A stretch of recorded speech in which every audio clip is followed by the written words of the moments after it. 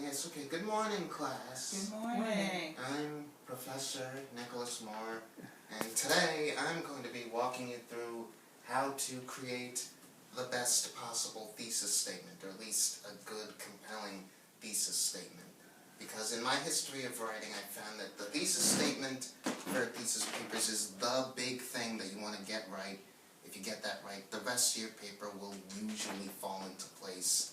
Now, does anyone here know why that is often the case? Yes. Because the thesis statement illustrates the outline of what you're going to do. Exactly. A thesis paper is supposed to be an argumentative paper, and that's something we'll expand on later, but the main idea is you want your thesis to represent the point that you're trying to get across to the reader. And so everything about the paper, the body paragraphs, the conclusion, is going to be rooted in that thesis. So you want to make sure that it's the best that it can possibly be. And so I've developed this method for making sure that's the case, which I call ACT has EFAS. Repeat after me, ACT has EFAS. ACT has EFAS. And ACT is a compelling thesis has EFAS starting with E.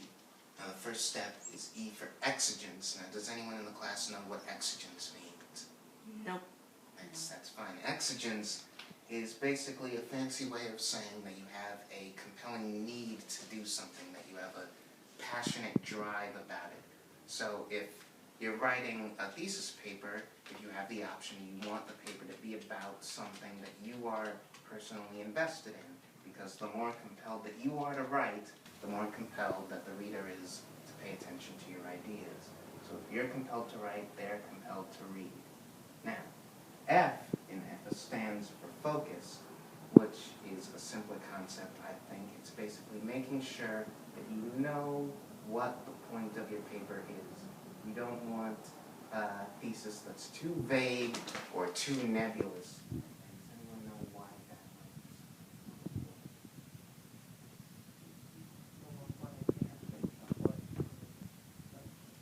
is? Exactly. If you leave your main idea too open, then you always run the risk of letting yourself be distracted or letting yourself potentially go down a route that only is tangentially related to the main point.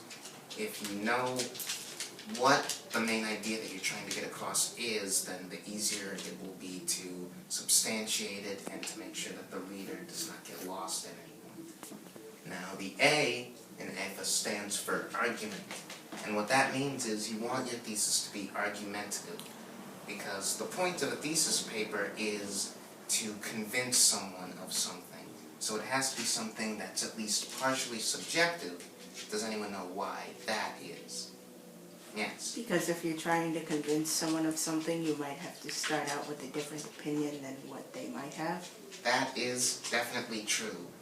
That it's often the case in thesis papers where, because you're making an argument, in order to further substantiate the argument, you have to bring up a counter-argument. And because that's the case, you always want your thesis to be something that can be argued against. You don't want it to be something like, say, my thesis is the sky is blue, because that's something that's too easily provable. If your thesis is the sky is blue, then there's nothing for you to necessarily make a complex argument about it. Now, the final step is S, and it might seem at first to not exactly gel with argument. It might seem opposed to that idea, but that is support. Even though your thesis is supposed to be partially subjective, it's supposed to be something that is part of a complex issue that can be tackled from multiple angles, you also want it to have evidence. You want something that can support your ideas and something that makes it seem like, provable. Not necessarily objective, but more than just a vague notion. Evidence doesn't necessarily have to be as concrete as I'm making it sound. It doesn't have to be like hard data or a study or something. Evidence can be your own personal experience. So long as it furthers the idea, so long as it can convince a reader, oh yes, there's weight to what's being said here, then it works fine as support. And so, If you have all four of these things, you should be able to create a thesis that, if it doesn't necessarily convince someone to your argument, it at least convinces them that there is a point to be made somewhere. If you want an act with heart, If you want an act with heart, think of Ephes at the start. think of Ephes at the start. If your thesis needs a boost, If your thesis needs a boost, use Ephes, don't be obtuse. use Ephes, don't be obtuse. A is A, that much is clear. A is A, that much is clear. C's compelling, that's the cheer. C's compelling, that's the cheer. T's for thesis, it's the best. T's for thesis, it's the best. Work that out, you've got the rest. Work that out, you've got the rest. E is exigence, alright? E is exigence, alright. F is focus, keep it tight. F is focus, keep it tight. A is argument, the core. A is argument, the core. And S, you always need support. S, you always need support. Act with Ephes every day Act with Ephes every day to make a thesis the best way. to make a thesis the best way.